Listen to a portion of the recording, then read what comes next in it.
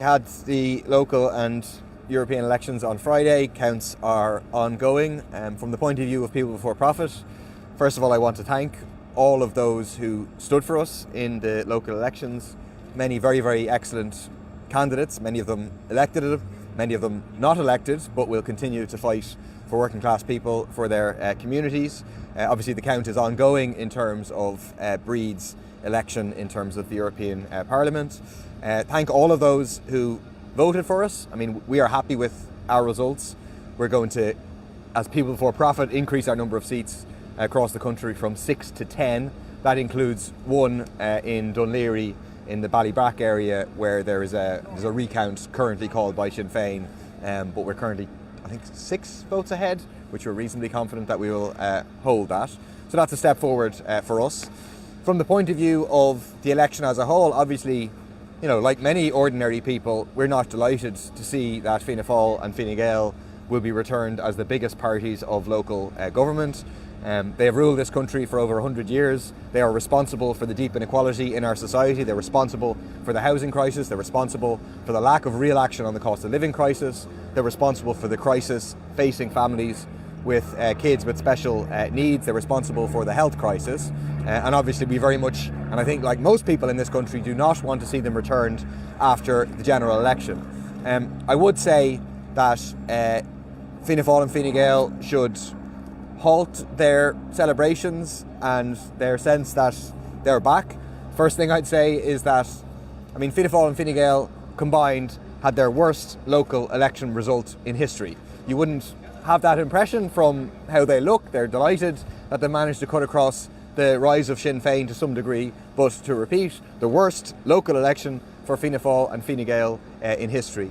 Secondly, I think the general election is going to be a very, very different matter. When people are faced with the prospect of them going back into power, the prospect of independents who refuse to rule out coalition with them, that will certainly focus the minds, and in particular will have a big impact in terms of turnout. In a local election, we have significantly smaller turnouts, and I think many, many people who perhaps didn't turn out to vote in these local elections will come out in a general election. One thing that I think maybe hasn't been commented upon enough in terms of the election is I think there was a very, very definite and very, very cynical attempt by the government to make the election about immigration.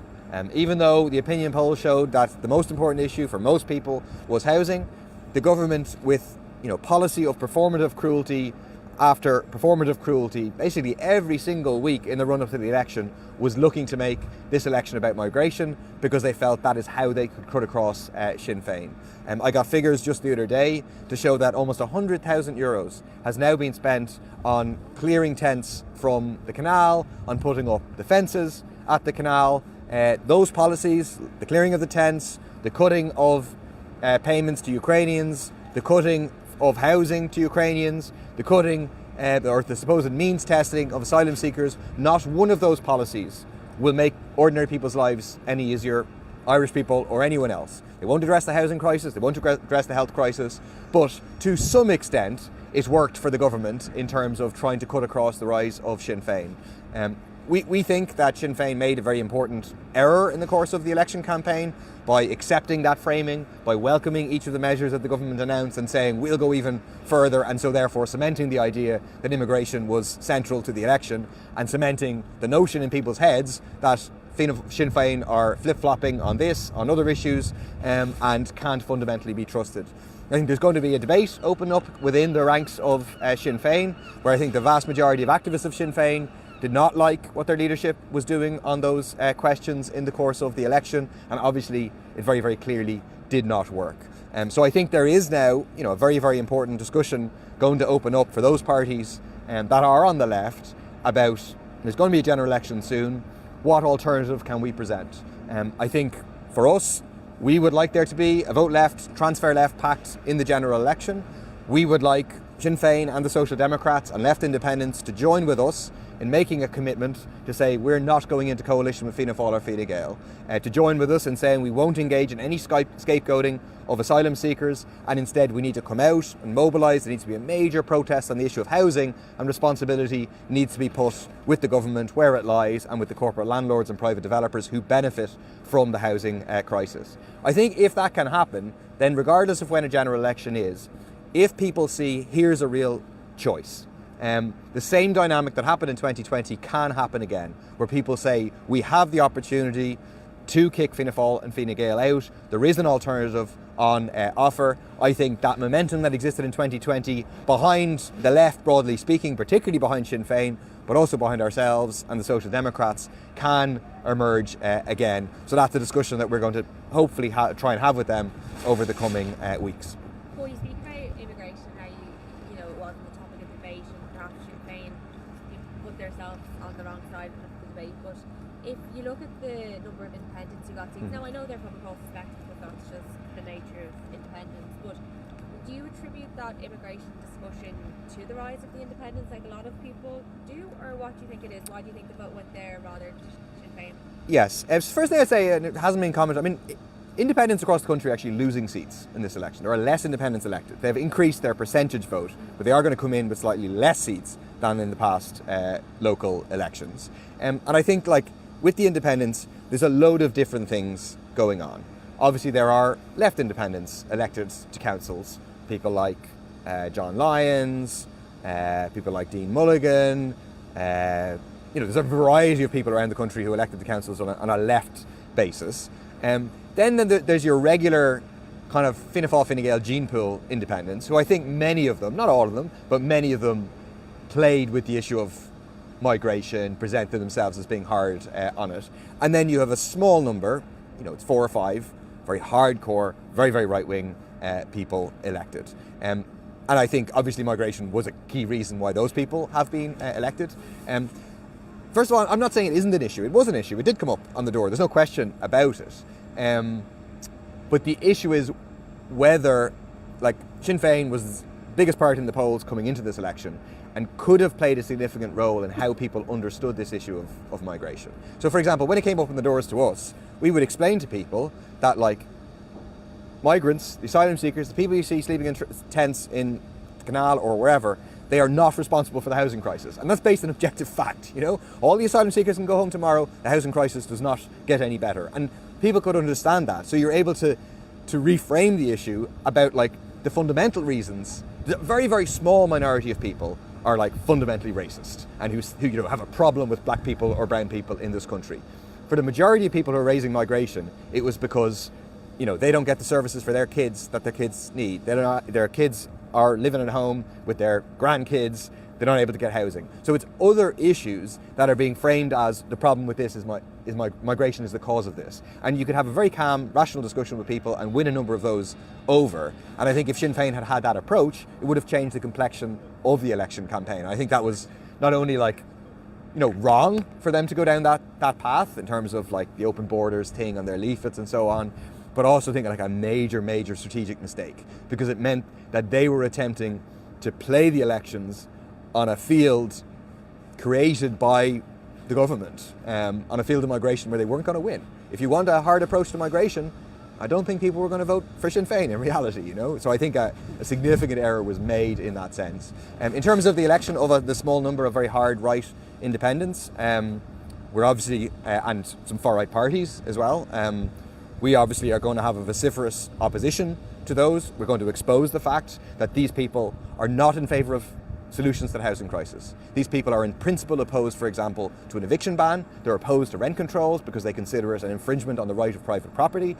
One of them did immediately after being elected was to say we need to put back in the 8th Amendment. We need to have back control of women's bodies. That there's some people will have voted for them because they were hard on migration, but they would agree with us about an eviction ban. They will be supportive of abortion rights, and so to reveal that these people have a much broader right-wing agenda about dragging this country backwards that is only shared by a tiny, tiny portion of the country's population.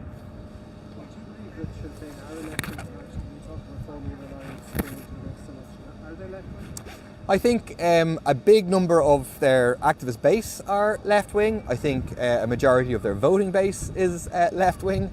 I think it's ultimately then up to the leadership as to whether they implement left-wing policies or not left-wing policies. I think, look, Sinn Féin has been on a road towards the centre in particular, really since the last general election. I mean, you can trace it back further than that. But effectively, they've been trying to send out a signal to people that we can be a safe pair of hands. And the way that would have been rationalised internally is we're going to win people to vote for us who previously wouldn't be looking to vote for us, slightly better off people and so on.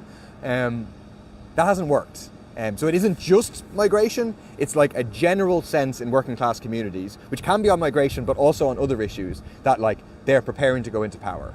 They're preparing to take the road of Labour, to take the road of the Green Party, go into coalition with Fianna Fáil or Fine Gael, and that led to a distrust. I mean, it was a huge feature in working class communities. It really was. I mean, in Tala South, so that's Jobstown, kind of West Tala as well as City West, they dropped from the last local election from 36% to 20%. There is a factor there where there's two independents who stood this time, who would have stood last time with then, so it was exaggerated. But I think you'll find that the figures across the country will show that they went down in the more hard-pressed working class, kind of blue-collar working class communities where they would have had their strongest base previously. And I think the way to reverse that trend, and we would like that trend to be reversed actually, is to go back into a position of full frontal opposition to the government, to place responsibility for the various crises that we have in this country where it lies on the government and on the economic system, which prioritises profit over people's needs, and to go back to mobilising people. I mean, we think there haven't been major, with the exception of the very impressive issue in terms of the impressive mobilisations on Palestine in response to the genocide that's happening, there haven't been big street mobilisations. And we think there is a responsibility on the trade union movement, on the left, to mobilise people on the issue of housing and to unite people and to focus anger at where it belongs, which is at the top rather than people at the bottom. There's been some calls for a bit of a left alliance with some of the smaller parties, especially maybe yourselves. The Greens obviously dropped a little bit, and the Social Democrats. Do you feel like that might boost your chances once the general election rolls around, just in terms of strategy? Yes, I mean, I think there needs to be a left alliance, and it relates to Micheál's question. It does need to be a left alliance, which means it needs to be founded on the basis that we are not going to go into coalition with Fianna Fáil or Fine Gael. We're going to offer a fundamental, radically different left alternative. Because so many people feel disappointed, feel used in various elections in the past where they've voted for change and then ended up having their votes used to push the traditional parties of the establishment in this country back into power. So that's the key question. I really feel that if ourselves, if Sinn Féin, Social Democrats, others on the left came out together and said, you're going to have a clear choice at the next election. You can vote for Fianna Fáil and Fine Gael and the independents and you get a continuation of what you've had, or here's an alternative. A vote for us will not put them back into power. A vote for us is a vote for an alternative. I think that would galvanise debate in society, would polarise things around two clear poles of opposition. I think it would massively increase turnout if people felt, here's a very, very clear choice. I know what I'm getting. So that's, I think, what needs to be at the centre of any discussion about a left alliance. Is there a worry that it might sort of polarise some voters, though, that they might feel that they either have to pick side one or side two, and that maybe they like the variety of choice? Well, I mean, even within such a left alliance, there's still a variety of choice. You can go for the eco-socialist policies of People Before Profit, or the policies of Sinn Féin, or whatever. People will still have the choice. But I think that is what the next election should be about. Is about, are we going to have a continuation of Fianna Fáil or Fine Gael rule? I mean, if the local election results were replicated, that is unfortunately exactly what we would have. I do not believe that most people want to see that. I really don't.